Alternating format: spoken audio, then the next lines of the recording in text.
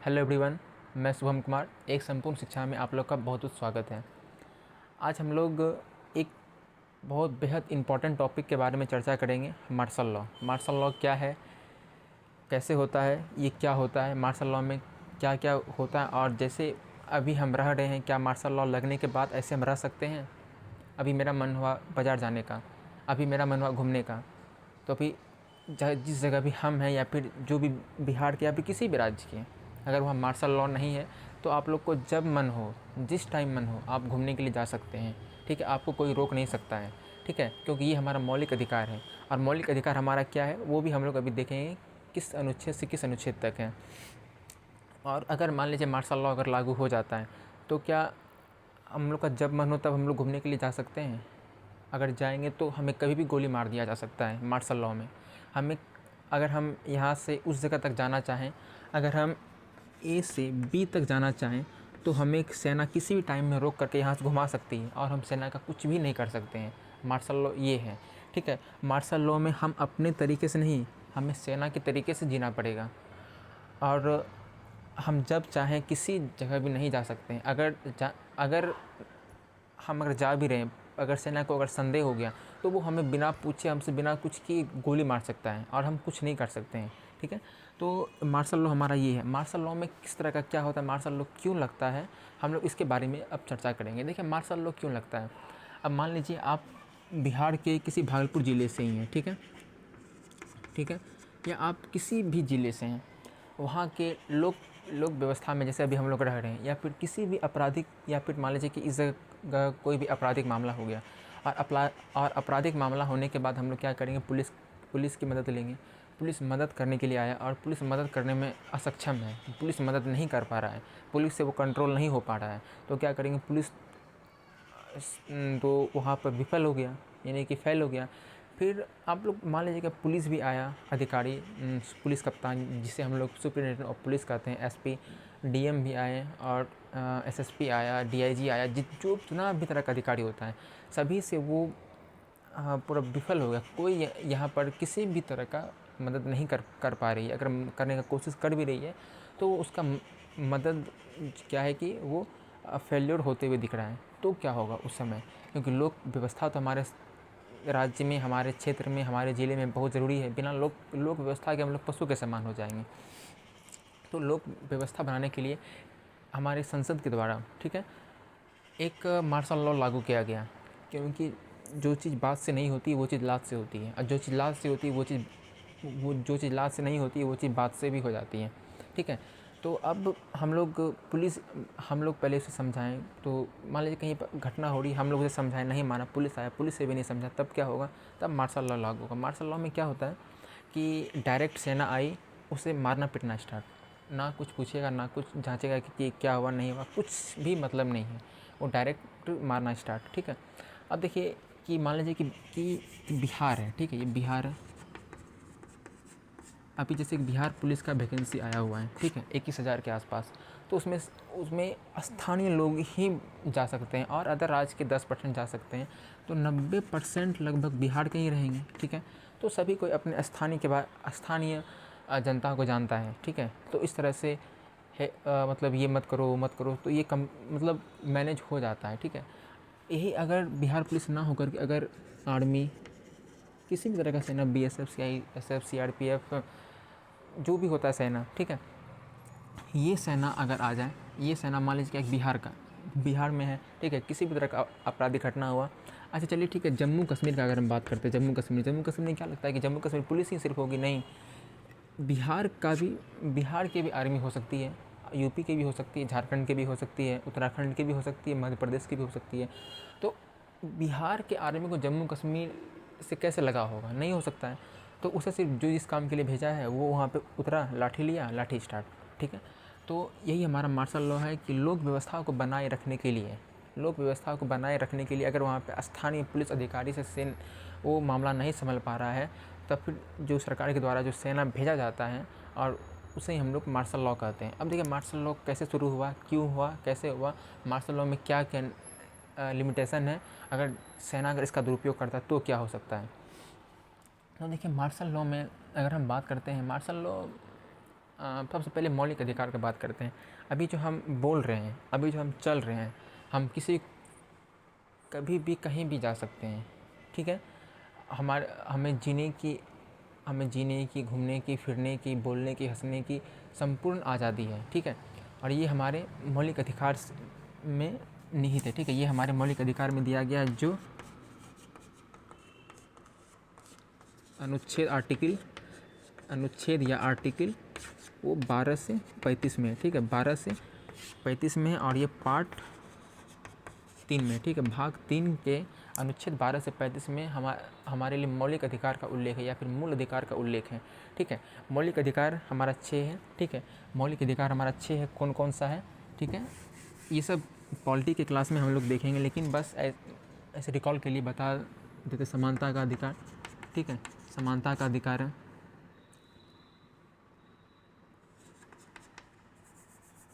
स्वतंत्रता का अधिकार, शोषण के विरुद्ध अधिकार, धार्मिक स्वतंत्रता का अधिकार। आप किसी को छोटी जात बोल करके आप मंदिर में जाने से नहीं रोक सकते हैं, ठीक है। फिर अल्पसंख्यक का अधिकार, जो जैसे कि जैन, बौद्ध, सिख, ये सब अल्पसंख्यक है, तो आप इसे अल्पसंख्यक बोल करके आप इसे नहीं मार सकते हैं, ठीक है। और संवैधानिक उपचारों का अधिकार, ये हमारा टोटल छः अधिकार। इससे पहले संपत्ति का अधिकार था, उसे हटा दिया गया। ये सब हम लोग पॉलिटी के क्लास में देखेंगे। आज हम लोग को मार्शल लॉ के बारे में देखते हैं, ठीक है। मार्शल लॉ के ये देखिए अनुच्छेद 33 में, ठीक है। अनुच्छेद 33 जो 12 से 35 तक है मौलिक अधिकार का उल्लेख, लेकिन 32 तक ही हमारा सभी खत्म है, ठीक है। अब 33 में क्या है, मौलिक अधिकारों पर प्रतिबंध। अभी मान लीजिए क्या है कि हमें बोलने की स्वतंत्रता प्राप्त है, तो हम किसी को भी कुछ भी नहीं बोल सकते हैं, ठीक है। कोई जा रहा है तो हम उसको 2 गाली नहीं दे सकते, क्योंकि ये हमें अधिकार दिया गया है। इसका मतलब ये नहीं कि हम इसका दुरुपयोग करें, ठीक है। तो क्या है कि ये मौलिक अधिकार, ये अनुच्छेद 33 के तहत मूल अधिकार या मौलिक अधिकार पर प्रतिबंध है कि आप क्या नहीं कर सकते हैं, ठीक है। तो अब देखिए, ये मूल अधिकार पर प्रतिबंध है और कुछ लोगों के अधिकार सीमित है, ठीक है। कुछ लोगों के अधिकार सीमित है, जैसे जो अधिकार हमें प्राप्त है वो अधिकार एक सेना को प्राप्त नहीं है, क्योंकि वो एक सेना है और वो एक पद पर है, ठीक है। हम एक आम इंसान है और एक अभी मान लीजिए क्या है कि एक कोई आम इंसान है, ये मान लीजिए ये हम है, ये या फिर ये आप हैं, ठीक है। और एक बी, ये मान लीजिए डीएम है, ठीक। तो क्या लगता है जो हमें अधिकार प्राप्त है वो डीएम को भी होगा? नहीं, डीएम हर चीज़ अपने दायरा में कर सकता है, लेकिन हम लोग कुछ भी कर सकते हैं, ठीक है। तो ये अनुच्छेद 33 के तहत कुछ लोगों के अधिकार सीमित हैं। कुछ लोगों में जैसे आपका सेना हो गया, ठीक है। सेना में कौन? तीनों सेना। आप लोग को पता होगा कि तीनों सेनाओं का प्रमुख कौन होता है? राष्ट्रपति होता है, जो कि अभी वर्तमान में राष्ट्रपति कौन है? द्रौपदी मुर्मू है, ठीक है। देखिए 3 सेना होता है, ठीक है। ये थल सेना, वायुसेना और नौसेना, ठीक है। ये तीनों के अधिकार को सीमित किया गया है। किस किस अधिनियम, मतलब कब ये किस एक्ट के तहत इसके अधिकार को समाप्त किया गया है? तो 1950 के एक्ट के तहत थल सेना के अधिकार को सीमित किया गया। थल क्या हुआ? जैसे आर्मी, बीएसएफ, सीआईएसएफ, सीआरपीएफ, ये सब थल सेना हुआ, ठीक है। अब देखिए वायुसेना, इसे भी 1950 के एक्ट के तहत इसे भी सीमित किया गया है, ठीक है। जैसे आपका हो गया आईएएफ, ठीक है। आईएएफ क्या हो गया? आईएएफ भारतीय वायुसेना, ठीक है। भारतीय वायु सेना, ठीक। इंडियन एयरफोर्स, ठीक है। इंडियन एयरफोर्स, भारतीय वायुसेना, इसके भी अधिकार को सीमित किया गया 1950 के एक्ट के तहत। और नौसेना के ये 1955 के एक्ट के तहत इसके भी अधिकार को इसके भी अधिकार को रोका गया है, ठीक है। इसके भी अधिकार को सीमित किया गया है। अब देखते हैं 57 होना चाहिए इसका, हाँ। तो अब देखिए, अब इसका लोक व्यवस्था में कौन कौन हो गया? आईएएस, आईपीएस, आईआरएस, ठीक है, आईएफएस, ठीक है। तो ये सब के अधिकार को सीमित किया गया है। उसके बाद आपका हो गया इंटेलिजेंस ब्यूरो, आईबी के भी अधिकार को सीमित किया गया है। संचार व्यवस्था के भी अधिकार को सीमित किया गया है।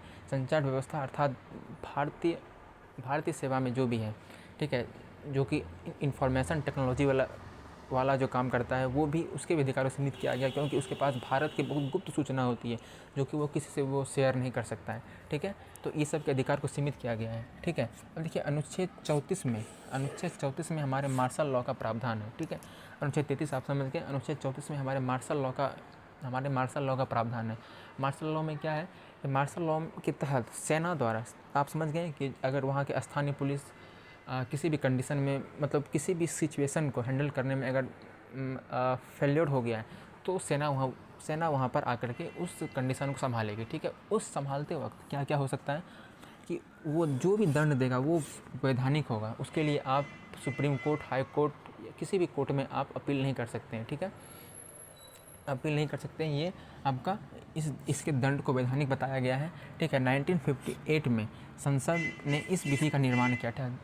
ठीक है, संसद ने एक विधि का निर्माण किया जिसके तहत सिविल प्रशासन, लोक व्यवस्था बनाए रखने के लिए सेना की सहायता लेगी, जो कि मैं आपको बताया। ठीक है, ये 1958 में कहा गया था कि अगर कोई सिविल प्रशासन, ठीक है, या पुलिस प्रशासन वहाँ की लोक व्यवस्था बनाए रखने में अगर विफल हो जाती है तो वो संघ सरकार या राज्य सरकार के द्वारा मार्शल लॉ लागू करवाने का अपील कर सकता है, या राज्य या केंद्र स्वयं विवेक के आधार पर लागू कर सकता है। मान लीजिए क्या कि बिहार के एक क्षेत्र में, भागलपुर मान लेते हैं, या पूर्णिया या गया या पटना या किसी भी क्षेत्र में, अगर वहाँ का सिचुएशन अगर पूरा ख़राब है। ठीक है, और बिहार में कितने ज़िले हैं टोटल, आप लोग को पता होगा। बिहार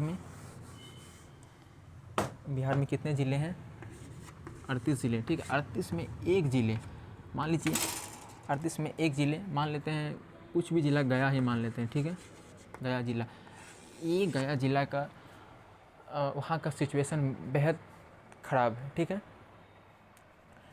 किसी ज़िला का नाम नहीं ले सकते, चलिए मान लीजिए ए ज़िला मान लेते। ठीक है, वहाँ का सिचुएशन बहुत ही ज़्यादा गंभीर है, और वहाँ के प्रशासन और लोक व्यवस्था को बनाए रखने में विफल है। तो ए ज़िला का क्या होगा? ए ज़िला के तहत अब एक ज़िला का स्थिति ख़राब है, लेकिन 37 ज़िला का तो स्थिति ठीक है। तो अब राज्य सरकार पूरे बिहार में नहीं लागू कर सकता है। ठीक है, पूरा बिहार में लागू नहीं कर सकता है, ये 37 ज़िले में लागू नहीं होगा, लेकिन एक ज़िले में मार्शल लॉ लागू हो जाएगा। किसी एक जनपद में भी लागू हो सकता है, और किसी पूरा राज्य में भी लागू हो सकता है, या किसी एक जनपद में भी लागू हो सकता है।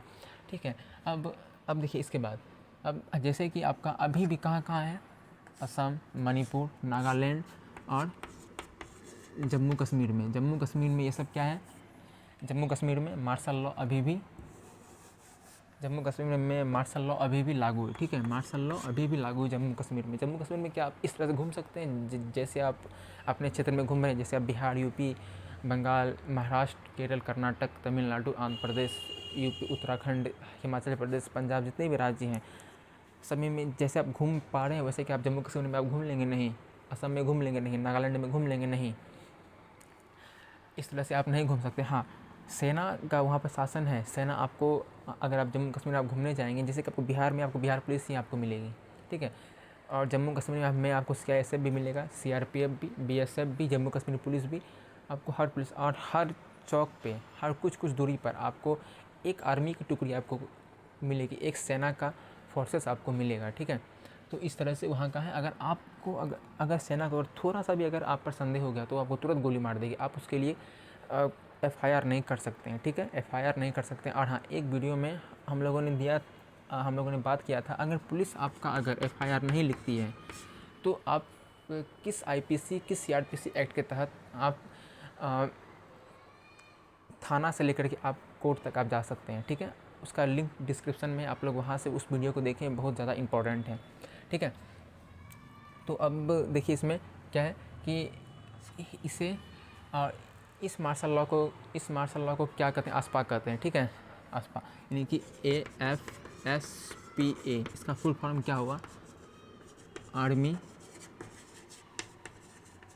स्पेशल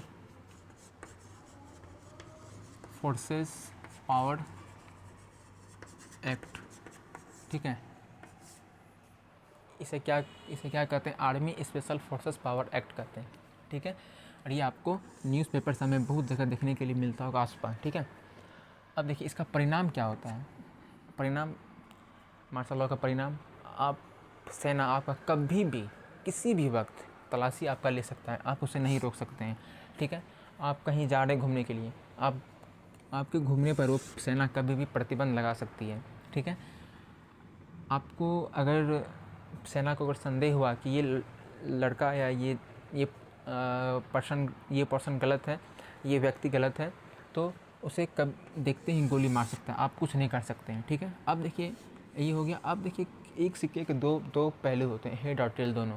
अगर कुछ अच्छा है तो कुछ ख़राब भी है, ठीक है। तो अब कुछ इसका जो खराबी है और जो कहा गया है खराबी में क्या है कि कुछ लोगों के द्वारा किया गया है कि राज क्या है, आतंकवाद हो गया है, ठीक है। राज आतंकवाद हो गया है, सेना के तौर पर आतंकवाद रख रहा है, ठीक है। और दूसरा, ये हमारे मूल अधिकारों की समाप्ति करता है, सही में करता है, क्योंकि हम जब मन चाहे जहाँ चाहे वहाँ हम लोग नहीं घूम सकते हैं, ठीक है। ये मूल अधिकारों की समाप्ति करता है, ठीक है। और ये पुलिस राज्य की स्थापना है, ठीक है। पुलिस राज्य की स्थापना है ये, कि ये सेना के हिसाब से आपको चलना पड़ेगा, आप अपने हिसाब से नहीं चल सकते, आपको सेना के हिसाब से चलना पड़ेगा, ठीक है। और इसके बाद मान लेते क्या है कि अब इतना कुछ होने के बाद अगर मार्शल लॉ के तहत सेना अगर गलती पे मतलब बेफिजूल आपको गोली मारे, चलिए ठीक है, गोली मारे, ठीक है, वो उसका अधिकार है, वो मार्शल लॉ में अभी वो वर्क कर रहा है। तो अगर मतलब बहुत ही ज़्यादा ऐसा कोई घटना हो गया, इंसिडेंट जो कि वो मतलब गलती कर दिया है, ठीक है, तो उसके लिए उसके लिए 5 से